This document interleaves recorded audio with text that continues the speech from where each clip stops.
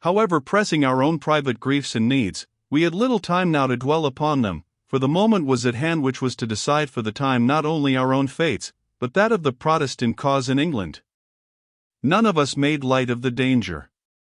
Nothing less than a miracle could preserve us from defeat, and most of us were of opinion that the days of the miracles were past. Others, however, thought otherwise. I believe that many of our Puritans, had they seen the heavens open that night, and the armies of the seraphim and the cherubim descending to our aid, would have looked upon it as by no means a wonderful or unexpected occurrence. The whole town was loud with the preaching. Every troop or company had its own chosen orator, and sometimes more than one, who held forth and expounded. From barrels, from wagons, from windows, and even from housetops, they addressed the crowds beneath, nor was their eloquence in vain. Hoarse, fierce shouts rose up from the streets, with broken prayers and ejaculations. Men were drunk with religion as with wine. Their faces were flushed, their speech thick, their gestures wild. Sir Stephen and Saxon smiled at each other as they watched them, for they knew, as old soldiers, that of all causes which make a man valiant in deed and careless of life, this religious fit is the strongest and the most enduring. In the evening I found time to look in upon my wounded friend, and found him propped up with cushions upon his couch, breathing with some pain, but as bright and merry as ever. Our prisoner, Major Ogilvy, who had conceived a warm affection for us, sat by his side and read aloud to him out of an old book of plays. "This wound hath come at an evil moment," said Reuben impatiently. "Is it not too much that a little prick like this should send my men captainless into battle, after all our marching and drilling? I have been present at the grace, and am cut off from the dinner." "Your company hath been joined to mine," I answered, "though, indeed, the honest fellows are cast down at not having their own captain. Has the physician been to see you?" "He has left even now," said Major Ogilvy. "He pronounces our friend to be doing right well, but hath warned me against allowing him to talk." "Hark to that, lad," said I, shaking my finger at him. "If I hear a word from you I go. You will escape a rough waking this night, Major. What think you of our chance?" "I have thought little of your chance from the first," he replied frankly. "Monmouth is like a ruined gamester, who is now putting his last piece upon the board. He cannot win much, and he may lose all." "Nay, that is a hard saying," said I. "A success might set the whole of the Midlands in arms." "England is not ripe for it," the Major answered, with a shake of his head. "It is true that it has no fancy either for papistry or for a papist king, but we know that it is but a passing evil, since the next in succession, the Prince of Orange, is a Protestant. Why, then, should we risk so many evils to bring that about which time and patience must, perforce, accomplish between them? Besides, the man whom ye support has shown that he is unworthy of confidence. Did he not in his declaration promise to leave the choice of a monarch to the Commons? And yet, in less than a week, he proclaimed himself at Taunton Market Cross. Who could believe one who has so little regard for truth?" "Treason, Major, rank treason," I answered, laughing. "Yet if we could order a leader as one does a coat we might, perchance, have chosen one of a stronger texture. We are in arms not for him, but for the old liberties and rights of Englishmen. Have you seen Sir Gervas?" Major Ogilvy, and even Reuben, burst out laughing. "You will find him in the room above," said our prisoner. "Never did a famous toast prepare herself for a court ball as he is preparing for his battle.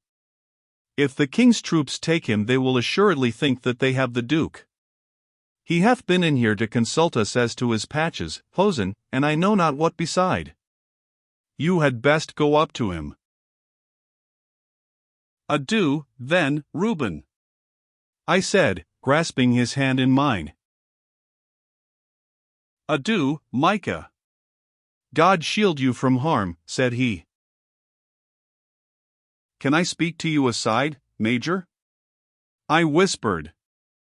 "I think," I went on, as he followed me into the passage, that you will not say that your captivity hath been made very harsh for you. May I ask, therefore, that you will keep an eye upon my friend should we be indeed defeated this night? No doubt if Feversham gains the upper hand there will be bloody work. The Hale can look after themselves, but he is helpless, and will need a friend. The Major pressed my hand. I swear to God, he said, that no harm shall befall him. You have taken a load from my heart, I answered. I know that I leave him in safety. I can now ride to battle with an easy mind. With a friendly smile the soldier returned to the sick room, whilst I ascended the stair and entered the quarters of Sir Gervas Jerome.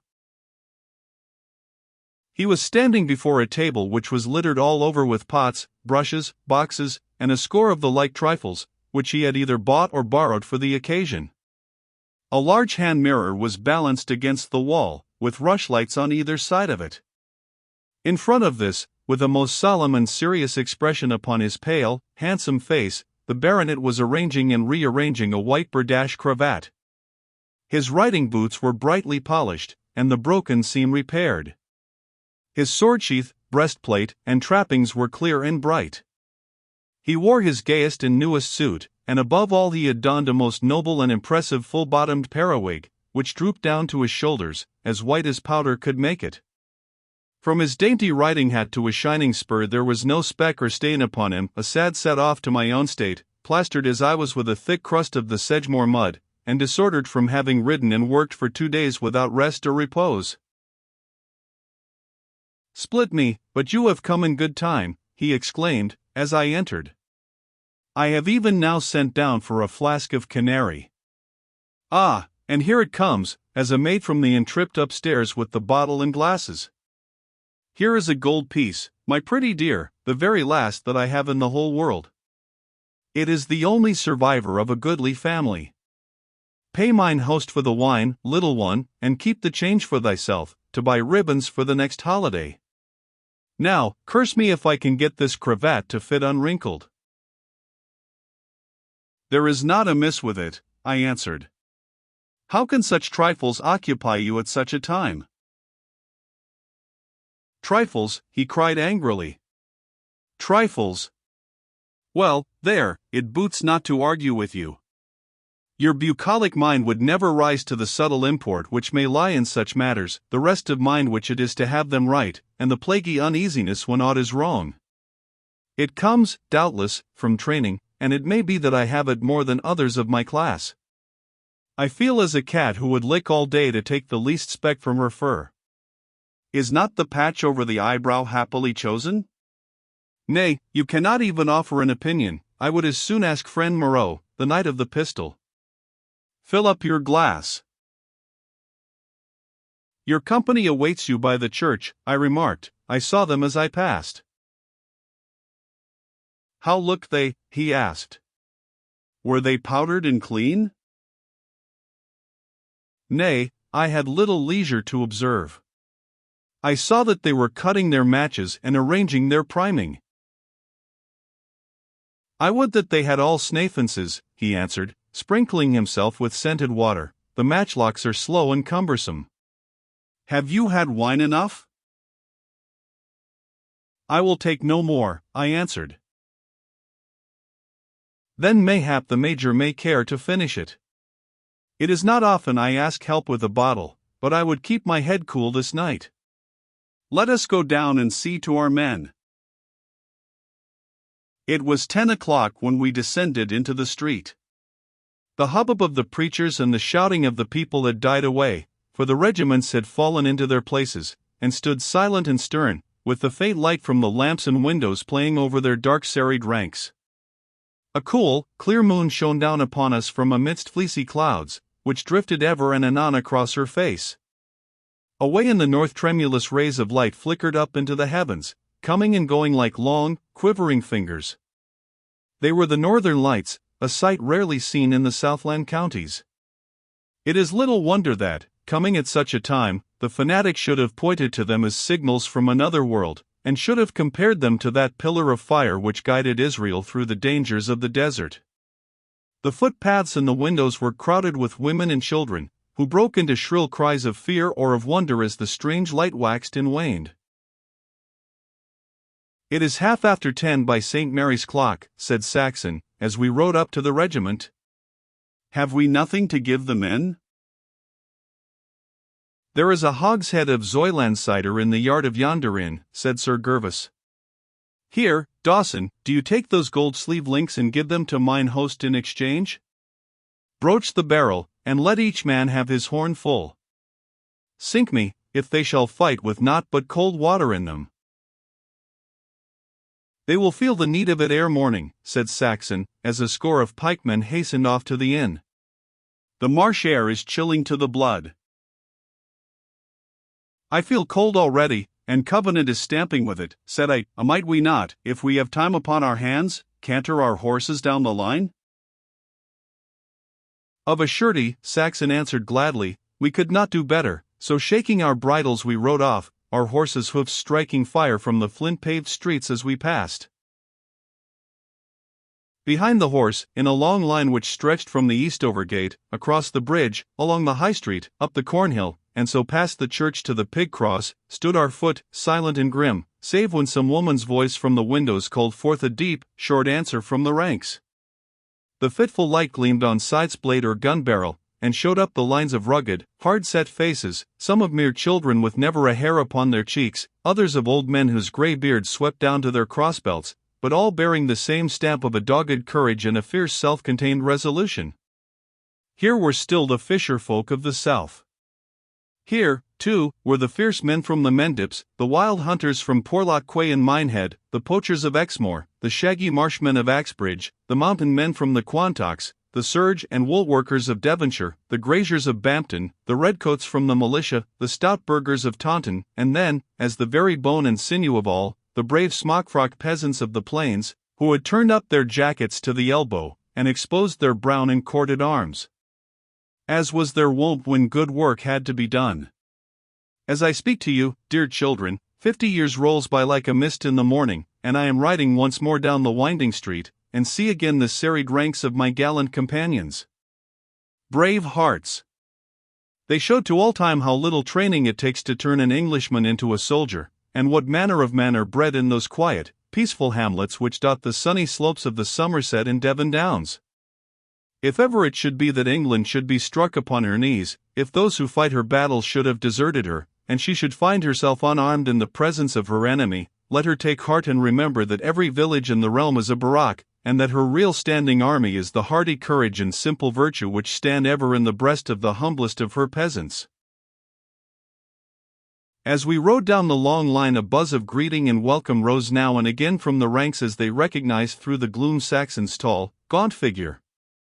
The clock was on the stroke of 11 as we returned to our own men, and at that very moment King Monmouth rode out from the inn where he was quartered, and trotted with his staff down the High Street. All cheering had been forbidden, but waving caps and brandished arms spoke the ardor of his devoted followers. No bugle was to sound the march, but as each received the word the one in its rear followed its movements. The clatter and shuffle of hundreds of moving feet came nearer and nearer, until the Frome men in front of us began to march, and we found ourselves fairly started upon the last journey which many of us were ever to take in this world. Our road lay across the Parret, through Eastover, and so along the winding track past the spot where Derek met his fate, and the lonely cottage of the little maid. At the other side of this the road becomes a mere pathway over the plain. A dense haze lay over the moor, gathering thickly in the hollows, and veiling both the town which we had left and the villages which we were approaching. Now and again it would lift for a few moments, and then I could see in the moonlight the long black writhing line of the army, with the shimmer of steel playing over it, and the rude white standards flapping in the night breeze. Far on the right a great fire was blazing, some farmhouse, doubtless, which the Tangiers devils had made spoil of. Very slow our march was, and very careful, for the plain was, as Sir Stephen Timewell had told us, cut across by great ditches or rines, which could not be passed save at some few places. These ditches were cut for the purpose of draining the marshes, and were many feet deep of water and of mud, so that even the horse could not cross them. The bridges were narrow, and some time passed before the army could get over. At last, however, the two main ones, the Black Ditch and the Langmoor Rhine, were safely traversed and a halt was called while the foot was formed in line, for we had reason to believe that no other force lay between the royal camp and ourselves. So far our enterprise had succeeded admirably.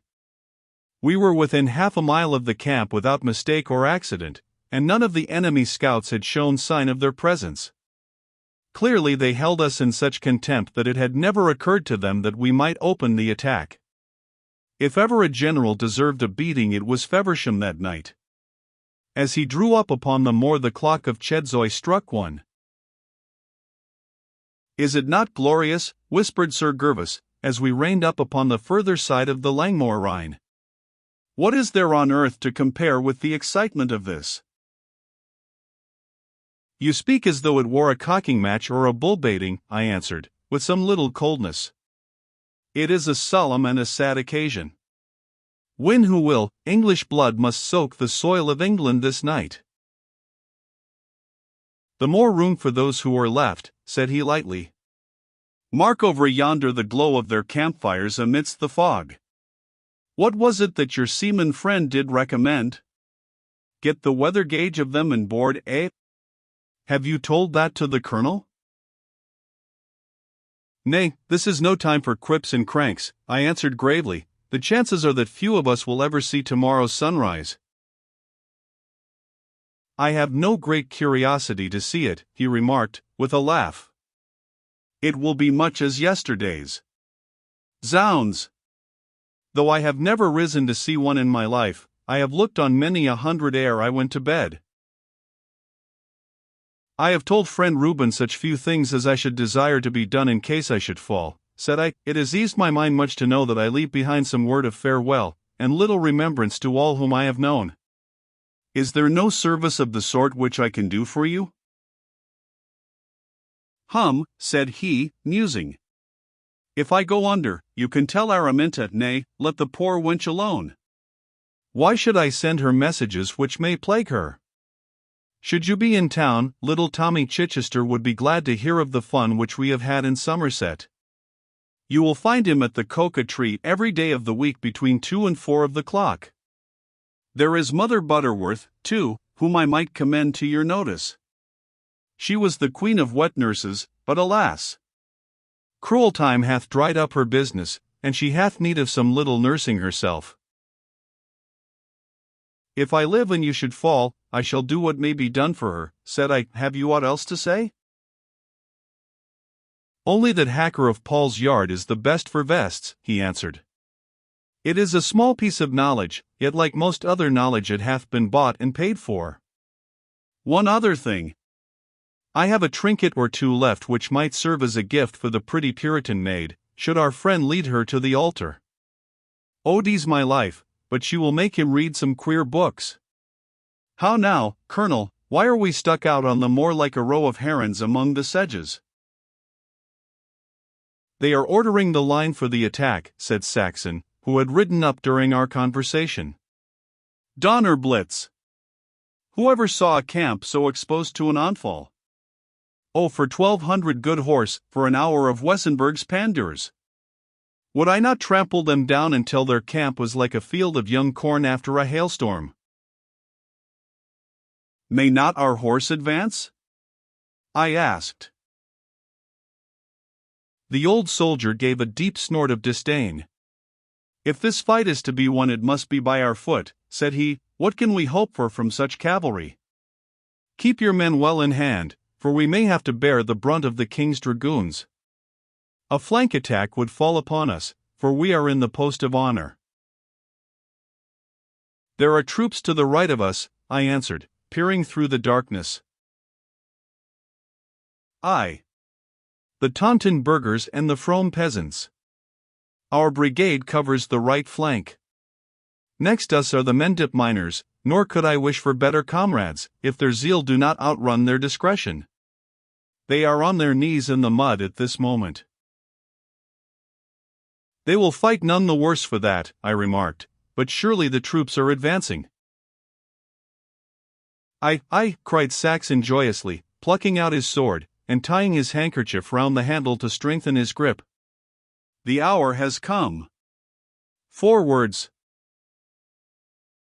Very slowly and silently we crept on through the dense fog, our feet splashing and slipping in the sodden soil.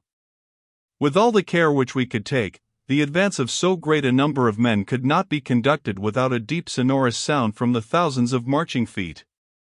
Ahead of us were splotches of ruddy light twinkling through the fog which marked the royal watchfires. Immediately in front in a dense column our own horse moved forwards. Of a sudden out of the darkness there came a sharp challenge and a shout, with the discharge of a carbine and the sound of galloping hoofs. Away down the line we heard a ripple of shots. The first line of outposts had been reached. At the alarm our horse charged forward with a huzzah, and we followed them as fast as our men could run.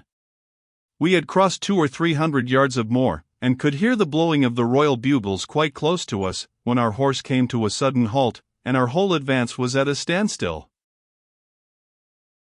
"Sancta Maria!" cried Saxon, dashing forward with the rest of us to find out the cause of the delay.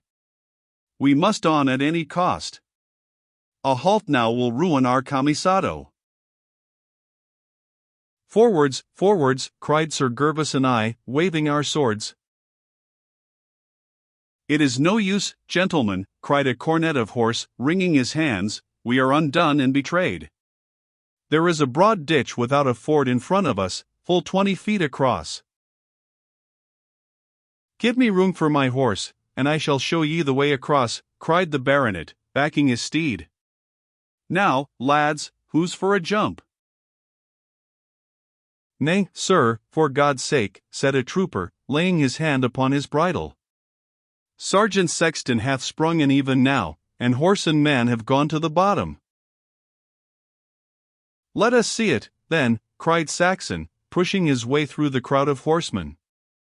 We followed close at his heels, until we found ourselves on the borders of the vast trench which impeded our advance. To this day I have never been able to make up my mind whether it was by chance or by treachery on the part of our guides that this fosse was overlooked until we stumbled upon it in the dark. There are some who say that the Bussex Rhine, as it is called, is not either deep or broad, and was, therefore, unmentioned by the moorsmen, but that the recent constant rains had swollen it to an extent never before known. Others say that the guides had been deceived by the fog, and taken a wrong course, whereas, had we followed another track, we might have been able to come upon the camp without crossing the ditch.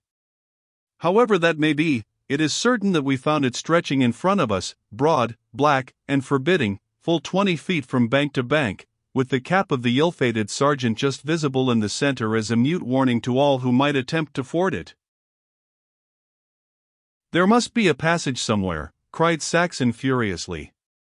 "Every moment is worth a troop of horse to them. Where is my Lord Grey? Hath the guide met with his deserts?" "Major Hollis hath hurled the guide into the ditch," the young cornet answered.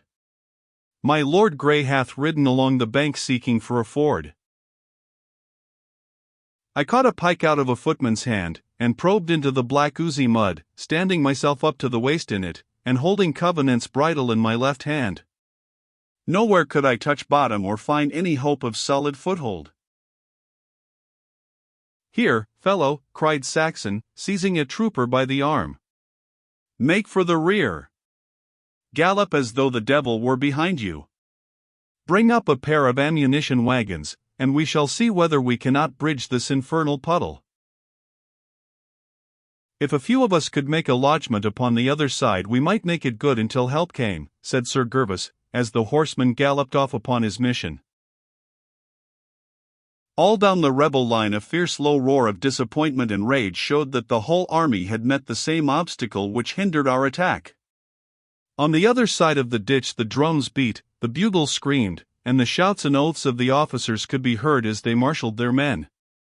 Glancing lights in Chedzoy, Westanzoland, and the other hamlets to left and right, showed how fast the alarm was extending. Decimus Saxon rode up and down the edge of the fosse, pattering forth foreign oaths, grinding his teeth in his fury, and rising now and again in his stirrups to shake his gauntlet hands at the enemy. "For whom are ye?" shouted a hoarse voice out of the haze.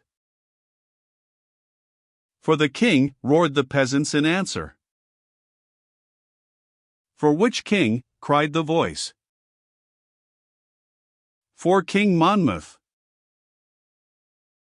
"Let them have it, lads," and instantly a storm of musket bullets whistled and sung about our ears. As the sheet of flame sprang out of the darkness, the maddened, half-broken horses dashed wildly away across the plain, resisting the efforts of the riders to pull them up. There are some, indeed, who say that those efforts were not very strong, and that our troopers, disheartened at the check at the ditch, were not sorry to show their heels to the enemy. As to my Lord Grey, I can say truly that I saw him in the dim light among the flying squadrons, doing all that a brave cavalier could do to bring them to a stand. Away they went, however, thundering through the ranks of the foot and out over the moor, leaving their companions to bear the whole brunt of the battle. "On to your faces, men!" shouted Saxon, in a voice which rose high above the crash of the musketry and the cries of the wounded. The pikemen and sidesmen threw themselves down at his command, while the musketeers knelt in front of them, loading and firing, with nothing to aim at save the burning matches of the enemy's pieces, which could be seen twinkling through the darkness. All along, both to the right and the left, a rolling fire had broken out, coming in short, quick volleys from the soldiers, and in a continuous confused rattle from the peasants. On the further wing our 4 guns had been brought into play, and we could hear their dull growling in the distance. "Sing, brothers, sing," cried our stout-hearted chaplain, Master Joshua Pettigrew, bustling backwards and forwards among the prostrate ranks. "Let us call upon the Lord in our day of trial." The men raised a loud hymn of praise, which swelled into a great chorus as it was taken up by the Taunton burghers upon our right and the miners upon our left. At the sound the soldiers on the other side raised a fierce huzzah, and the whole air was full of clamor. Our musketeers had been brought to the very edge of the Bussex Rhine, and the royal troops had also advanced as far as they were able, so that there were not 5 pikes' lengths between the lines. Yet that short distance was so impassable that, save for the more deadly fire, a quarter of a mile might have divided us. So near were we that the burning wads from the enemy's muskets flew in flakes of fire over our heads, and we felt upon our faces the hot, quick flush of their discharges. Yet though the air was alive with bullets, the aim of the soldiers was too high for our kneeling ranks, and very few of the men were struck. For our part, we did what we could to keep the barrels of our muskets from inclining upwards. Saxon, Sir Gervas, and I walked our horses up and down without ceasing, pushing them level with our sword blades, and calling on the men to aim steadily and slowly. The groans and cries from the other side of the ditch showed that some, at least, of our bullets had not been fired in vain. "We hold our own in this quarter," said I to Saxon. "It seems to me that their fire slackens." "It is their horse that I fear," he answered. "They can avoid the ditch, since they come from the hamlets on the flank. They may be upon us at any time." "Hullo, sir," shouted Sir Gervas, reining up his steed upon the very brink of the ditch, and raising his cap in salute to a mounted officer upon the other side. "Can you tell me if we have the honor to be opposed to the Foot Guards?" "We are Dumbarton's regiment, sir," cried the other. "We shall give ye good cause to remember having met us. We shall be across presently to make your further acquaintance," Sir Gervas answered, and at the same moment rolled, horse and all, into the ditch, amid a roar of exultation from the soldiers. Half a dozen of his musketeers sprang instantly, waist-deep, into the mud, and dragged our friend out of danger, but the charger, which had been shot through the heart, sank without a struggle. "There is no harm," cried the baronet, springing to his feet. "I would rather fight on foot like my brave musketeers." The men broke out cheering at his words, and the fire on both sides became hotter than ever. It was a marvel to me, and to many more, to see these brave peasants with their mouths full of bullets, loading, priming, and firing as steadily as though they had been at it all their lives, and holding their own against a veteran regiment which has proved itself in other fields to be second to none in the army of England. The grey light of morning was stealing over the moor, and still the fight was undecided.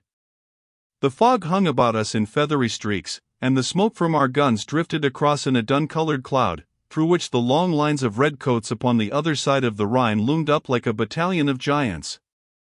My eyes ached and my lips prinkled with the smack of the powder. On every side of me men were falling fast, for the increased light had improved the aim of the soldiers.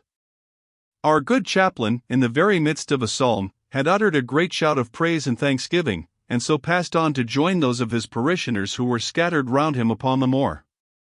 Hope above Williams and Keeper Milson, under-officers, and among the stoutest men in the company, were both down, the one dead and the other sorely wounded, but still ramming down charges, and spitting bullets into his gun-barrel. The two Stukelys of Somerton, twins, and lads of great promise, lay silently with grey faces turned to the grey sky, united in death as they had been in birth.